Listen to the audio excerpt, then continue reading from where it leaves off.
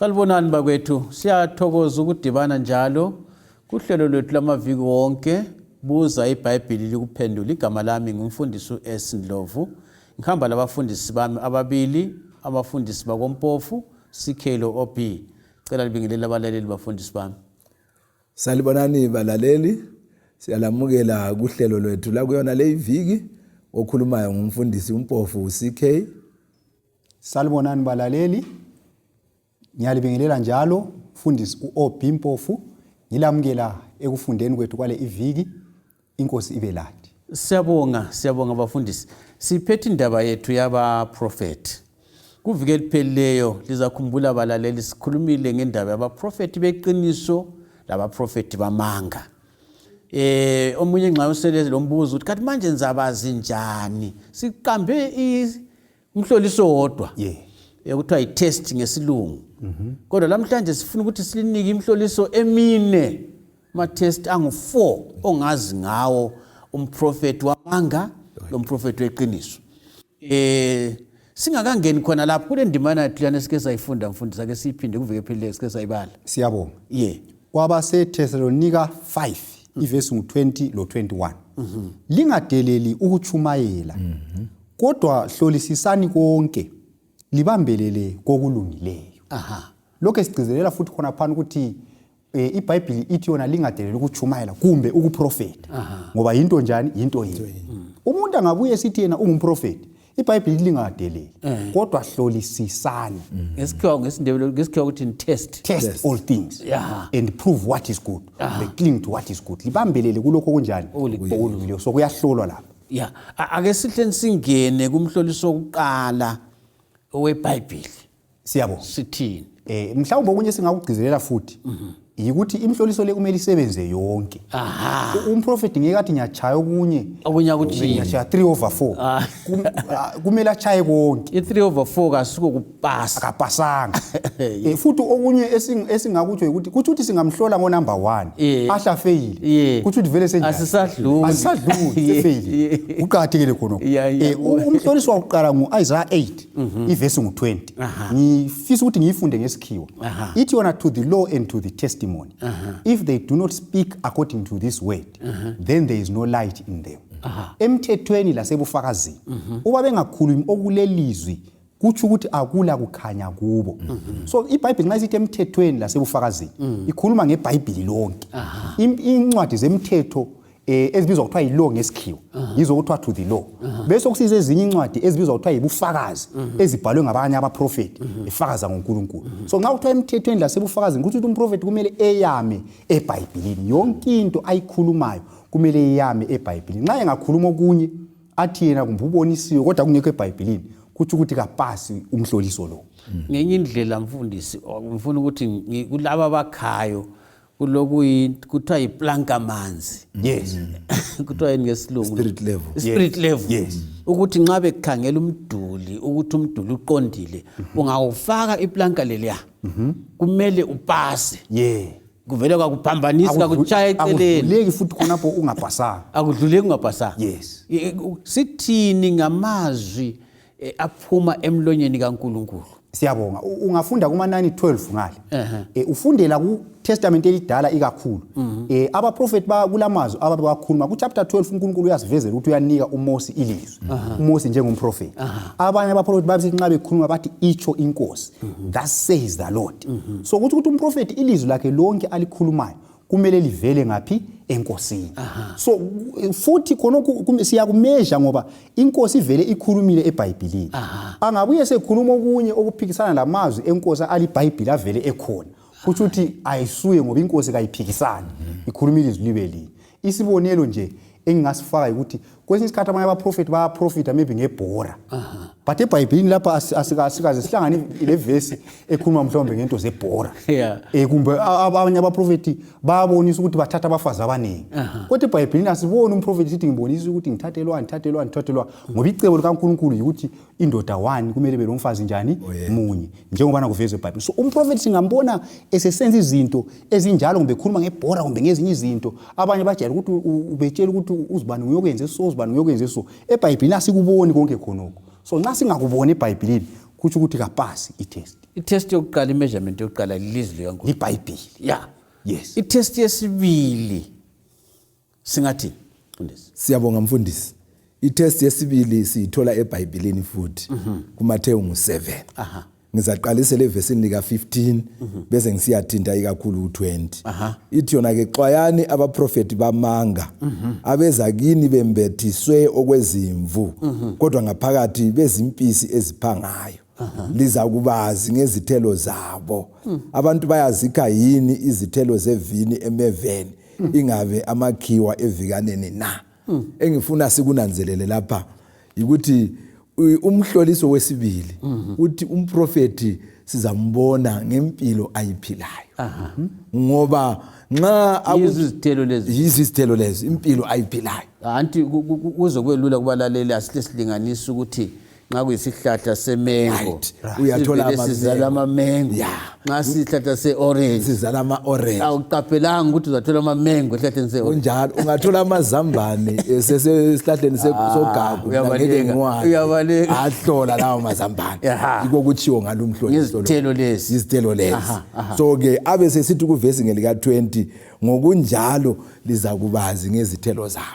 Impilo yomprofeti kaNkulunkulu lempilo yomchumayeli kumele ihambelane lelizwi likaNkulunkulu lalokho akwenza empilweni kuhambelane lokuselizwini likaNkulunkulu. Okwesibili engxenye usafuna ukukhuluma. Bensafuna ukukhuluma ngokuthi ngathi sengukubamba umlomo ukuthi nxa usithi ngokwelizwi likaNkulunkulu impilo ehlambulukileyo. Kunjalo mfundisi wami. Ukuthi asikhangelelanga ukuthi umuntu ozibiza ukuthi umprofeti kuzwakale kuthiwa khona ubhinye omama. Kunjalo. Ubhinye abantwana. Kunjalo. Wenza into elihlazo lento ehlazisayo. Uthethe umfazi omnikazi. Kodwa esebenzisa ibizo elithi ngumprofeti. Kunjalo mfundisi. Yeah, ikho benza ukuthi ngicizele. Mhlawumbe okunye futhi. Sikhangelele futhi ukuthi umprofeti ilizwi lakhe abantu lingaxabanisi. Kodwa kwesinye isikhathi abanye abaprofeti bayakhuluma izwi ukukhuluma kwawo ugcine kugeza ukuthi abanye bagamlane ngamahloko. So umprofeti ilizwi lakhe kumele lakhe izimuli. Ayikhona ukuxabanisa. Ayikhona ukuthi omunye aqine sithi uzibani nguyonyenze so kumbe uanti wami nguyonyenze so. Ungabona sokusiba njalo sokusiba lengxabane enjalo. Ilizwi kaNkulunkulu ayidilisi kodwa liyakha. Yes. Siyabonga mfundisi usafuna ukuqedisa. Bengifuna ukuthi okunye impilo yakhe futhi kumele itshengise ukuthi umuntu oguqukileyo ophendukileyo. Lokho sikuthatha kuJohane 3 ivesi ngelika 3 lelika 4. uJesu waphendula wathi ngiqinisile ngithi kuwe uba umuntu engazalwanga ngokutsha angewubone umbuso kaNkulunkulu. Ngamanye amazwi impilo yomprofeti lo mchumayeli kumele itshengise inguquko yokuthi uphendukile kaphili impilo leyana yayizolo engelaqiniso lokukhanya. Ngenye indlela mfundisi kumele ibe isibonelelo kakhulu kwabanye abantu esigabeni, kwabanye abantu emulini zabo, kumele aphile impilo eyisibonelelo. Njengalokhu sikutsho phela ngabafundisi. Anti kuqatshela ukuthi kube njalo. Ngoba umuntu omele aphile impilo kuthiwani ngesindebele impilo engayangisiyo, impilo engelambuzo, impilo ehlambulukileyo. Kunjalo mfundisi. Ngizwani sitsho njalo. Mfundisi sesikhulume balaleli ngithemba liyasilandela. Sesikhulume ngemhloliso emibili. Sithe thina oqala liBhayibheli. Sathi wesibili izithelo kumbe impilo. Wesithathu ke. Right. Owesithathu yikugcwaliseka kwelizwi lomprofeti. Okuthiwa ngesikhiwa ngama-fulfilled predictions. Right. SikuJeremiah 28 ivesi 9. Ithi yona lapha kodwa lowo mprofeti ochumayela ngokuthula lapho seligcwalisekile ilizwi lakhe kuzabonakala ukuthi ungumprofeti othunywe inkosi sibili. So umprofeti angakhuluma ilizwi lakhe kumele ligcwaliseke. Nxa lingasagcwalisekanga kuthi ukuthi sokulombuzo futhi. Njalo futhi okunye esikufundayo la umprofeti kaNkulunkulu kuke kwagcizelelwa iviki elidlulileyo ukuthi uNkulunkulu wabiza abaprofeti ukuzovala umkhandlo owavulwa isono phakathi kwakhe labantu bakhe. So abaprofeti bakaNkulunkulu sikhangelela ukuthi baphiwe imibono emayelana nokusindiswa kwabantu. Ayikhona yokudlala eminye le ezinto zomhlaba.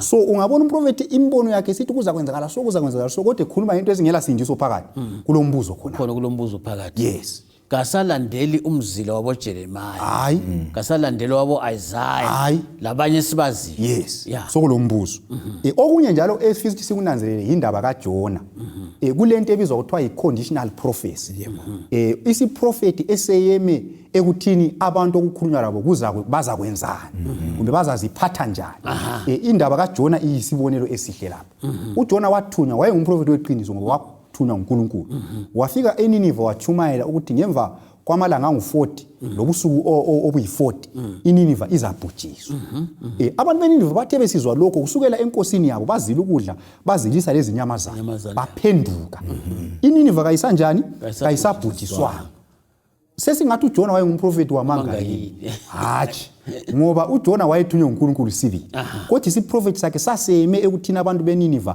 bazaziphatha njani ngenxa ukuthi baphenduka abasabhujiswanga uNkulunkulu kasabahlulelanga ngendlela ayikhulume ngayo so yikho kuthiwa i-conditional prophecy isiprofeti eseme ekuthina abantu abachunyayezwayo bazaziphatha njani akuthi umprofeti uyabe umprofeti wamanga so kumele sikungenise khona phana nxa sihlola futhi nxa singakadluli imfundisi ake siphinde sike sakukhuluma kuveke ephelileyo indaba yokuDeuteronomy laphana ngibona iseduzane 13 uyakhumbula esibale 1 to 4 right yeah sitheni laphana uDeuteronomy 13 verse 1 to 4 uthi yena kuyenzakala ukuthi umprofeti akhulume ilizwi elizacwaliseka ngoba abantu abaningi kwesinye isikhathi balembuzo ukuthi but ukhulumile phela into yenzakala njengoba ikhulumile kumbe ungakayikhathani ukuthi akutshele wena lokuthi wavela ngaphi ngoyihlo omkhulu wayengaphi lobani uzuma ngathi umuntu longazela ngathi angikwazi ekubona ngokwaqala akuqambe ngebizo yakuqambe ngebizo engcono umnyaka utshele lenhlupho zakho eziyizwe vele ezikuhlupha so abantu abaningi bahlupha kwapha ukuthi but indaba aqambe okuyikho kahle but uDeuteronomy uyasitshela ukuthi kungenzakala umprofeti wamanga akhulume ulutho oluzagcwaliseka kunjani kodwa angabuya athi lilandele abanye uNkulunkulu kumbe lisuke eBhayibhelini uNkulunkulu uthi lingamlandeli ngoba ngimvumele ukuthi ngilihlole ukuthi lingithanda okunganani so kwezinye izikhathi uNkulunkulu uyavumela ukuthi abaprofeti bamanga bakhuluma izinto zenzakala bakhuluma into ezingathi eziyizo sibili ezenzakalayo empilweni yomuntu kodwa khonokho akumelanga kuhle kusinyikinye sihle sibalandele kumele sizibuze ukuthi bayeyeme yini elizwini likaNkulunkulu singakabalandeli so ilizwi lapha yilo lilawula konke yiko umfundisi sesibuyela balaleli siyabuyela endabeni yokuthi kahlolwe ngezinto zonke yes singeyami kokukodwa singathi singabona kugcwaliseka akukhuluma singasahloli ngokunye lokho kumele sihlole ngakho konke apase kukho konke yiko sesingathi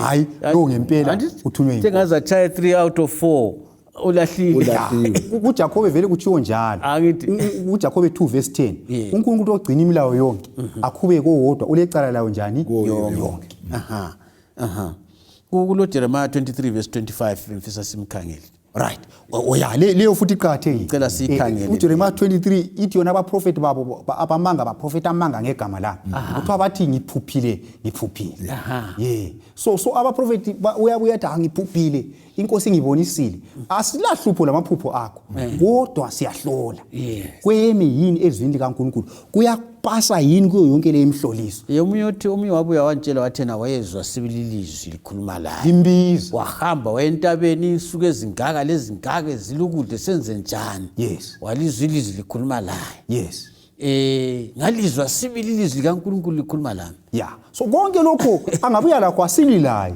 hayi futhi asixabani laye kodwa siyathatha ilizwi simhlole silandele yonke le imhloliso iplanka manzi iplanka manzi lokumele lilinganise njalo futhi ayisikuthi kumbe kuyabe kuqatshana lomuntu hayi iBhayibheli yilo elikumele likhonye so singahlola ongabhasiyo uyabihlolwe yini iBhayibheli siyabonga balaleli ngithemba sihamba sindawonye sikhangela impawu zokuhlola abaprofeti njengoba nabesitsho abafundisi akulamuntu ophikiswayo ungathi mina ngingumprofeti kodwa ke kumele uhlolwe sithethina ngelizwi sathi kumele umprofeti ahlolwe njalo ngani bantu ngezithelo zakhe sathi ahlolwe futhi ngani ngokuthi akukhulumayo kuyagcwaliseka sesilanda ukugcina itest number 4 umhloliso wokugcina wesine mfundisi siyabonga mfundisi umhloliso wesine yikuhlola umoya wona lo osebenzisa umprofeti. Okwakuqala ke sizakhangela uJohane wakuqala isahluko sesine ivesi ngelakuqala usiya kwelesithathu. Ngizafunda lapha ithona ke bathandekayo lingakholwa omoya bonke kodwa bahloleni omoya ukuthi bangaba kaNkulunkulu yini ngoba banengi abaprofeti bamanga abaphumele emhlabeni. Liza kumazi umoya kaNkulunkulu ngalokho ukuthi umoya wonke ovumayo ukuthi uJesu Kristu weza waba ngumuntu ungokaNkulunkulu. So umoya wokuvuma ukuthi uJesu weza waba ngumuntu umprofeti onjalo ovumayo siyabe sesingezelele kumhloliso yethu naleyana singabone kuvuma khonokho sithi kwetshu nguye lo. Ngenye indlela mfundisi ungakadluli kuchasisele abalaleli bakubambe kuhle ukuthi uJesu weza yilokho esithi ngesilungu incarnation. Yebo. Wazalwa kunjalo. Ngubamba umlomo lapha. So siyabonga ke ovumayo ukuthi uJesu weza wazalwa waphila waba inyama waphila phakathi kwethu lo ungokaNkulunkulu. Ngifuna ukugcizelela ngevesi ukhona yini umoya owala khonokho? Bakhona abakwalayo khonokho. So abangakukholi uJesu vele ungakhangela even ake sithi thina kulabo abakholwayo abakhona abangakholwa kuJesu bakholwa kuNkulunkulu Baba kuphela uJesu abakholwa kuJesu. So ke kuhle ukutshengisa ukuthi hayi umhloliso lo awuphasi kulabo abanjalo. Alright. Then omunye umhloliso emfuna siukhangele siuthola kuJohane wakuqala isahluko sakuqala ivesi ngu1 kusiya kwelesithathu lo vesi ngu14. Ithona ke ekuqaleni wayekhona ulizwi waye nguNkulunkulu ulizwi waye lo nkulunkulu. Konke okukhona emhlabeni kwadalwa ngaye akukho okukhona okungadalwanga ngaye. Ulizwi lo okukhulunywa ngaye nguJesu. So umoya okumele simhlole esigabeni sesibili ngumoya ovuma ukuthi ulizwi waba ngumuntu ngoba ivesi ngelika 14 ithona ke waphila phakathi kwethu sambona lenkazimulo yakhe onguye yedwa ozelwe okaNkulunkulu. So ke okholwayo ukuthi uJesu waba ngumuntu waphila ukuze abe ngumsindisi wethu siyakholwa ukuthi umprofeti onjalo ngoweqiniso. Siyabonga bafundisi, siyabonga balaleli. Ngilethemba lokubana liyaphathiseka ngemakhaya.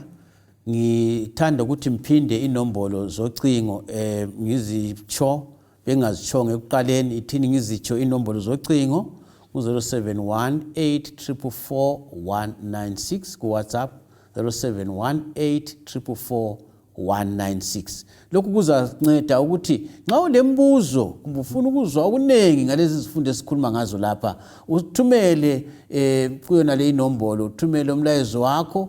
Siyenelisa ubana sikunike lesi sifundo salamhlanje lezinye sesike sazinika kumaviki aphelileyo lezinye ezinengi ezedlula khona lapho. Nxa ukubana uchaya ucingo 0786204000 0786204000. Ngithanda ukuthi singakavali uhlelo lolu ngigcizelele ngithi kubafundisi mhlawumbe lingathi ngamawazi amafitshane kodwa ngigcizelele balaleli ukuthi ngithemba likuzwisisile ukuthi igama eliphindwaphindwayo ngithi kasihloleni abaprofeti. Kasihloleni labo abazibiza bathi bangabaprofeti. Imhloliso mine siliphile kulesi sifundo iBhayibheli izithelo zikamprofeti akukhuluma kuyagcwaliseka yini uyavuma yini ukuthi uJesu uyinkosi. Umzuzu wodwa mfundisi. Siyabonga. Isizathu esokuthi siduhiswe kasikho ngoba uNkulunkulu siphile ilizwi lakhe. So singayama ezwini kaNkulunkulu sikhuleke sihlole asiyikuduhiswa sizanqoba ngoJesu. Amen. Siyabonga. Incwadi yemsebenzi ngu17 umpostoli Paul uthena ke amaKristu aseBeria babe hlakaniphile ukwedlula abaseThesalonika ngoba yena njengomchumayeli wayesithi angachumayela balalele babhale bayekhangela sebengemakhaya ukuthi akukhulumileyo yikho yini okuselizwini likaNkulunkulu. So lathi singenza njalo sizanqoba ukuthi singadukiswa ngabaprofeti bamanga bese silandela abaprofeti beqiniso. Balaleli siyabonga ithuba esibe lalo sindawonye kulolu hlelo. Ngilethemba liyaphathiseka ngemakhaya. Buza iBhayibhili likuphendule yikho esikugcizelelayo ukuthi singaduki thina siphethe isibane ezandleni singawele emagodini. Nanti iBhayibhili liyasiqondisa ngumprofeti osendlini yakho. Ngilethemba lokubana liphathisekile ngabanye inkosi sibe lani. Nkosi libusise size sidibane njalo kuviki elizayo. Siyabonga.